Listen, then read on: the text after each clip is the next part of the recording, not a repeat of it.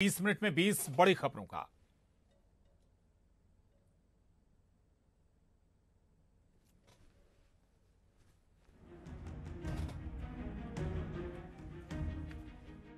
मध्य प्रदेश में विधानसभा चुनाव की तारीखों का ऐलान कभी भी हो सकता है। चुनाव आदर्श आचार संहिता लागू होने के पहले मध्य प्रदेश सरकार ने प्रदेश भर में निर्माण कार्यों और प्रोजेक्ट्स का भूमि पूजन लोकार्पण किया। अकेले भोपाल में ही 2 स्थानों पर भूमि पूजन लोकार्पण के कार्यक्रम रखे गए। इन दोनों कार्यक्रमों में सीएम शिवराज सिंह चौहान शामिल हुए। सीएम शिवराज सिंह चौहान ने भोपाल के Kushabhau Thackeray international convention centre में रसोई गैस सिलेंडर की राशि महिलाओं के खाते में ट्रांसफर की। वहीं आचार संहिता लागू होने के ठीक पहले रविंद्र भवन में प्रदेश व्यापी लोकार्पण भूमि पूजन का मेगा इवेंट किया गया। इस कार्यक्रम में प्रदेश भर के सभी बाकी बचे लोकार्पण भूमि पूजन का कार्यक्रम हुआ। सीएम शिवराज सिंह चौहान गुफा मंदिर भी पहुंचे और मानस भवन का भूमि पूजन किया। मानस भवन 35 करोड़ की लागत से बनेगा।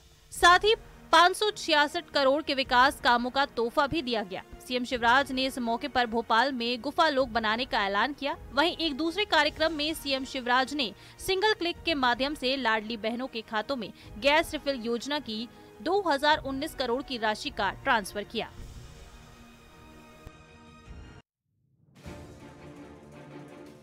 न राह चलते हुए लोगों की फिक्र, न ही अपनी खुद की जान की परवाह। ये तस्वीरें महाकाल की नगरी उज्जैन से देखने को मिली, जहां एक ई रिक्शा चालक ने 20 सड़क पर स्टंट दिखाए। आपने अक्सर मोटरसाइकिल 4 व्हीलर से लेकर तमाम लोगों को स्टंट करते हुए देखा होगा, लेकिन उज्जैन के हरिफाटक ब्रिज पर महाकाल की ओर जाने वाले मार्ग पर एक ई रिक्शा चालक अपने ई रिक्शा के साथ स्टंट करता नजर आया। ई रिक्शा चालक को ऐसे स्टंट दिखाते देखकर सारे लोग दंग रह गए। आज तक ऐसा कारनामा सिर्फ सोशल मीडिया पर देखने को मिलता था, पर जब ये लाइव देखा तो वाहनों पर सवार लोगों के होश उड़ गए। वहीं पीछे चल रही ई रिक्शा में बैठे एक व्यक्ति ने इस वीडियो को रिकॉर्ड कर सोशल मीडिया पर वायरल कर दिया। अब ये वीडियो चर्चा का विषय बना हुआ है। इस पूरे मामले में पुलिस से जब बात करने की कोशिश की गई तो उनका यही कहना है कि यदि ई रिक्शा चालक के खिलाफ कोई भी कंप्लेंट करता है तो उसके खिलाफ कार्रवाई की जाएगी।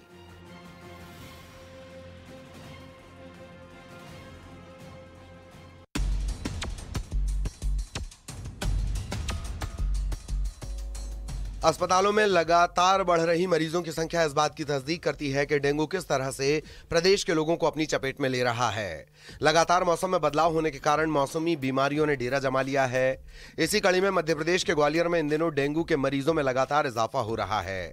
अब हाल ही में शहर में डेंगू के 34 नए मामले सामने आने से स्वास्थ्य महकमे में हड़कंप मच गया है। शहर के जयारोग्य जिला अस्पताल में 166 सैंपल्स की जांच की गई, जिसमें 8 साल के बच्चे समेत 34 मरीजों में डेंगू की पुष्टि हुई है। पूरे इलाके की बात करें तो डेंगू का आंकड़ा बढ़कर 337 तक पहुंच गया है। आम लोगों के साथ साथ स्वास्थ्य विभाग के लिए मुश्किलें बढ़ी हुई हैं। रोजाना मरीज मिलने से स्वास्थ्य अमला अलर्ट मोड पर है। इसके अलावा डेंगू के मच्छर को मारने के लिए शहर में केमिकल का छिड़काव भी किया जा रहा है।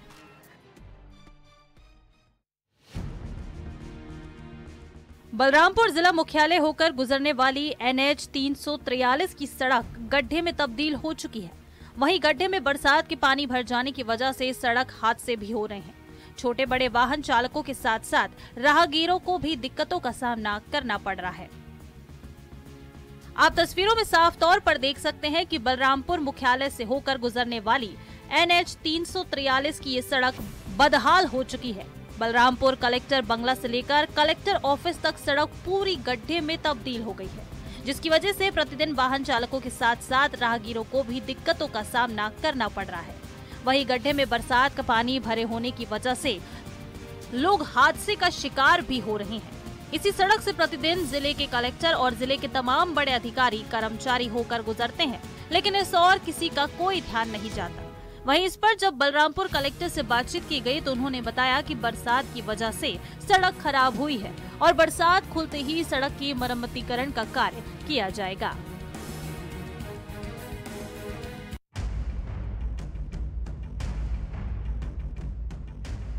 शराब बंद हो, इसे लेकर वादे तो कई सारे किए जाते हैं, लेकिन जमीनी स्तर पर कुछ खास नहीं होता। शराबियों के कारण लोगों को कितनी ही परेशानियों का सामना करना पड़ता है, बावजूद इसके समस्या जस की तस बनी रहती है।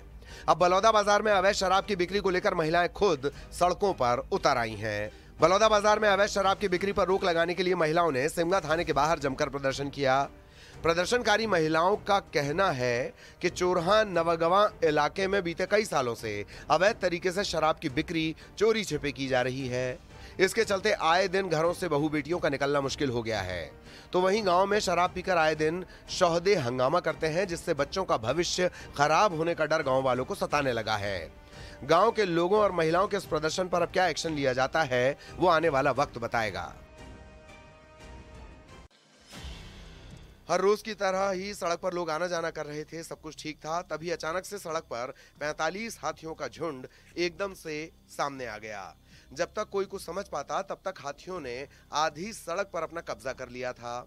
ये तस्वीरें कोरबा के कटघोरा की हैं। यहाँ पर हाईवे रोड पर जब 45 हाथियों से लोगों का सामना हुआ तो हर किसी की सांस एक पल के लिए थम गई। हाथियों को देखकर लोगों ने अपनी गाड़ियों को एक साइड लगा लिया।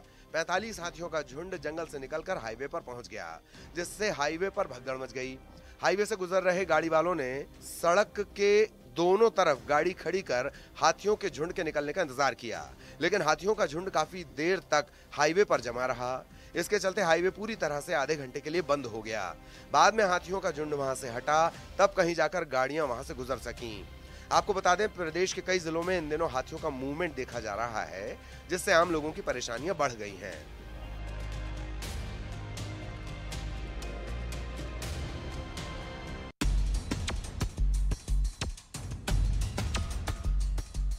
क्या आपने कभी लोगों के आगे पुलिस को कमजोर पड़ते देखा है? शायद नहीं, पर राजनांदगांव में कुछ ऐसा ही देखने को मिला जो वाकई हैरान करने वाला है। पूरा मामला एक युवक की गिरफ्तारी से शुरू हुआ और खत्म हुआ उसकी रिहाई पर। दरअसल राजनांदगांव के घोरदा गांव में एक युवक की गिरफ्तारी से नाराज ग्रामीणों ने लालबाग थाने का घेराव कर दिया। नाराज ग्रामीणों का गुस्सा देखकर पुलिस ने पहले तो युवक को छोड़ने से मना कर दिया, लेकिन जब बात बढ़ने लगी, बिगड़ने लगी, तो पुलिस लोगों के आगे बेबस हो गई। ग्रामीण थाने के बाहर धरने पर बैठ गए। तब पुलिस ने जिस युवक को गिरफ्तार किया था उसे मुचलके पर छोड़ दिया गया। आपको बता दें कि पुलिस का आरोप है कि युवक पर आपराधिक मामला दर्ज है और इसीलिए उसे अरेस्ट किया गया है, जबकि ग्रामीणों का कहना है कि युवक पर पुलिस ने झूठे आरोप लगाए हैं, उसे फंसाने की कोशिश की जा रही है। फिलहाल इस मामले में जांच पड़ताल जारी है।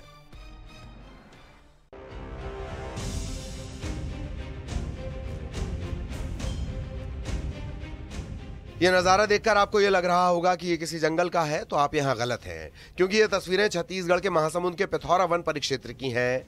यहाँ पर एक हाथी सड़कों पर घूमता हुआ नजर आया। जिस सड़क पर पहले लोगों की चहलकदमी हुआ करती थी, वहां हाथी के डेरा डाल लेने के बाद अब लोग अपने घरों में कैद हो गए हैं।